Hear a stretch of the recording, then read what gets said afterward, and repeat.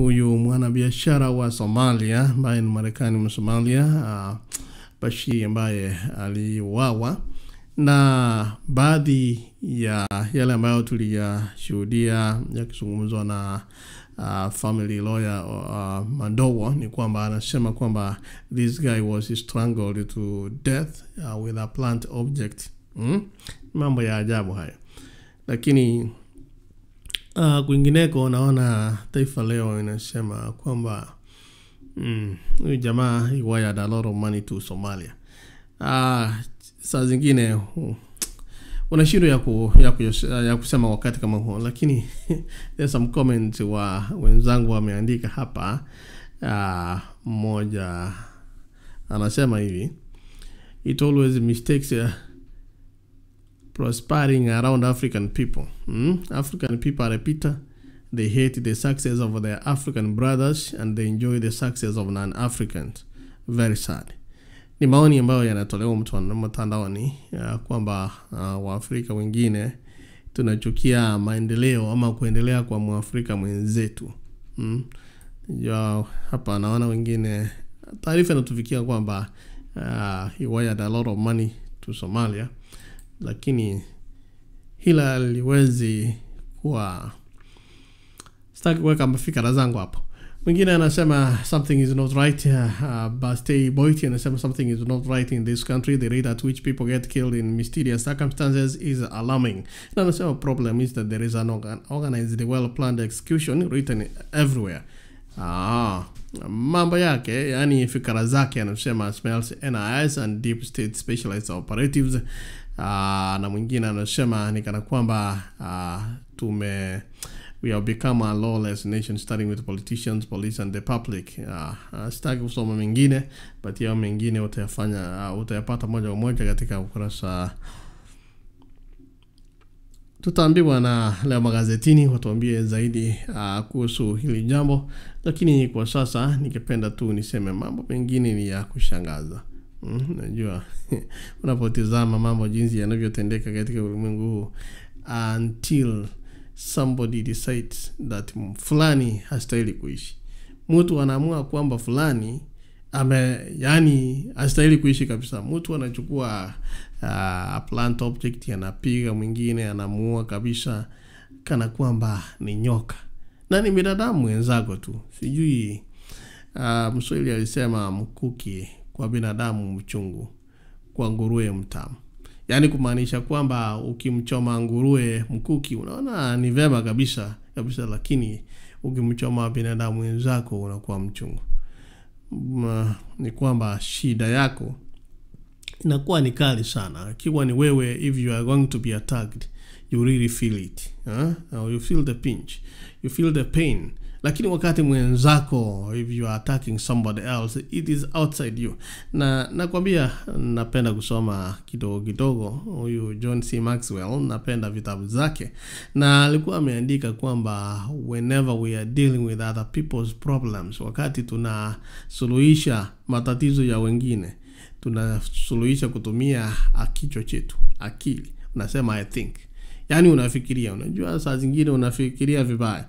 Na wakati mwingine when you deal with other people's problems, unasema unaona nifanyeje? Unasema nafikiria, ni jambo unafikiria tu. Lakini when dealing with yourself, you feel with your heart. Saa zingine unasema nasikia, I feel it. Saa zingine when we are dealing with other people, ni vema basi tutumie roho zetu. Maana kila ambacho kinatoka kwa kichwa chako ni fikra tu, fikra zinakuja na zinaenda. Sasa zingine mtu anasema nasikia, is a feeling that comes and goes kutoka kwa kichwa, lakini what you feel with your heart is what is really important. Kwa hivyo changamoto yangu asubuhi ya leo ni kwamba unajua ile hali inafikia, kile kiwango kinafikia kwamba unaweza kuua binadamu mwenzako. Something that unthoughtful, kitu ambacho huwezi kufikiria. Something that cannot be thought of. Kwamba unamuua mtoto, mtu mkubwa, tuseme tu unachukua uhai. Ndipo hapa Marekani naona hapa state ya Texas imesema By the way, juzi tumekuwa hapa Dallas Fort Worth, tumekuwa na jana tumekuwa na memorial ya mmoja wetu Mkenya ambaye alipigwa risasi akaga dunia. Na hapo jana juzi Saturday night, yes. Na nimeona wengine hapa teenagers. Nimeona wengine wamepigwa risasi tena, wako katika hali mahututi. Na in the Senate saizi ya Texas wamepitisha amri kwamba ustahili kuwa na license ili uwe na bunduki. That you don't need a license to have a gun.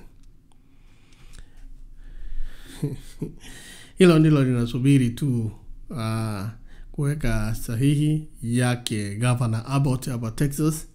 Ndiposa mtu unatembea popote, kama una license ya mauna unabeba bunduki tu. So wakati mwingine unatazama, unaona tu mahali ulimwengu unaelekea na unafikiria kana kwamba utaishi milele. Kuna mambo unajua yanatendeka ulimwengu, ukitazama unakerwa tu na mambo jinsi yanavyotendeka. Lakini sasa ufanyeje ila tu kuomba na kumshukuru Maulana kwa sababu wewe unaishi na mambo yanaendelea. Na kwa kila jambo bado tunamshukuru Mungu kwa sababu mambo ni ajabu na binadamu ni waajabu tu. Lakini za zingine ni mambo ya ajabu kwamba binadamu anafikiria kuua binadamu mwingine. Ile hali ya kufikia mahala ambapo unachukua uhai wa mwenzako. Unajua hili si tendo ambalo limeanza hivi karibuni. Unapotizama Kaini na Abel, wakati mmoja anashikwa na chuki kabisa na hasira kwa sababu ya ndugu yake, ndugu watoka nitoke, ndugu wa mama na baba mmoja wanauana. Mambo haya yalikuwa ajabu sana na bado yako ya ajabu hadi wa leo, ambapo binadamu basi anachukua uhai wa binadamu mwingine. So wakati ambapo jamaa anauawa kule sehemu za Kenya, hata kama tumesema ni kule Kirinyaga, najua mambo haya yanatendeka kila mahali, ambapo mtu unalala unachukua mkawa mmoja, unachukua hoteli na unasema nataka kulala hapa. Kisha unapata vijana wengine ambao sijui labda wamezembea, lakini si kuzembea, unapata wengine wamesoma lakini bado they are criminals. Za zingine sijui kazi ya manini, lakini there is no justification ya kufanya uovu. Napata sasa watu wanazingira hiyo hoteli ambayo umechukua, wengine wanaona gari, wanataka tu hata kama wakujui, wakunyang'anye. Roho mbaya imetembea katika ulimwengu na watu sijui wameelekea wapi, ambapo jamaa ameuawa na silaha butu.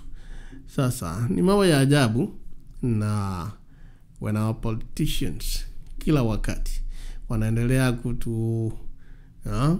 kutugawia pesa, wakati ambapo wanaendelea kutuhonga, wakati ambapo hata kupiga kura kwetu tunanunuliwa tusifanye yale ambayo yanastahili.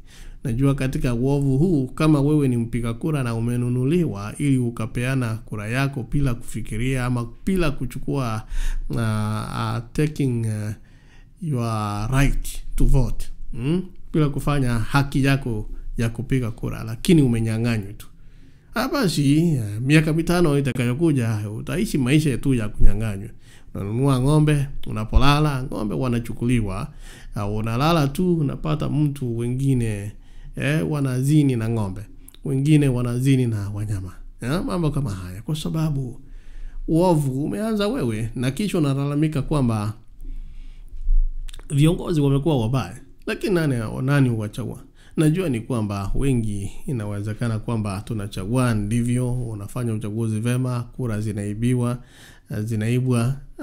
inawezekana. Lakini katika ile hali ambapo umepeana tu your voting right kwa mtu mwingine kwa sababu tu ya fedha kidogo, labda mtu anakupa shilingi 50, shilingi 100, 1000, na miaka 5 basi utakula hii 1000 alikupatia kwa sababu lazima arudi kule ndani na arejeshe, aweze kurudisha ile pesa ambayo alikupatia.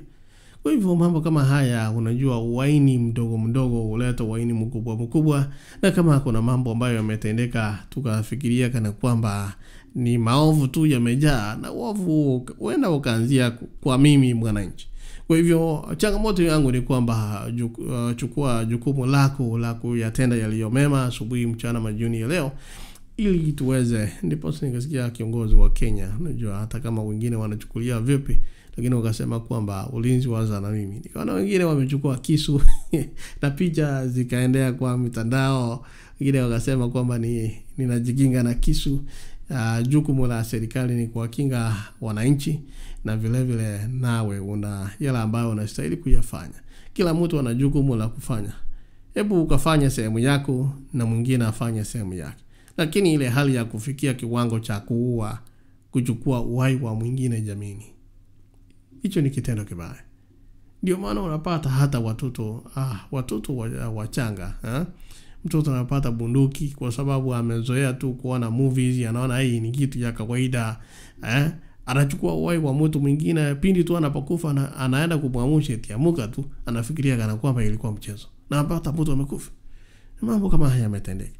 Na mwingine tu anatembea vibaya kisha akaambiwa take responsibility of your actions. Mtu anasema hapana, kama ni mimba siwezi kupata mtoto. Mwingine anaenda anaavya mimba. That's also one of the regulations imepitishwa hapa, kwamba kuna watu wanaita pro life, but then ni kwamba take responsibility of your actions. Maisha ni muhimu. Kama wewe ungeuawa, ungekuwa hapo sasa. And those are hard, difficult questions that we got to ask ourselves. Ni jambo baya. Jambo naendelea kusisitiza ni kwamba ni jambo baya sana kuchukua uhai wa mwenzako, uhai wowote ule.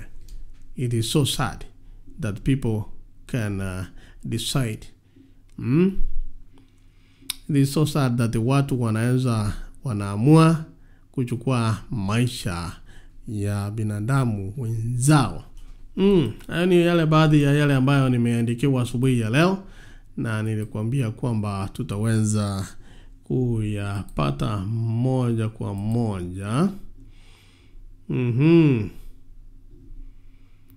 Tutaweza kuyapata moja kwa moja katika leo magazetini. Asante sana kwa kuwa pamoja nami.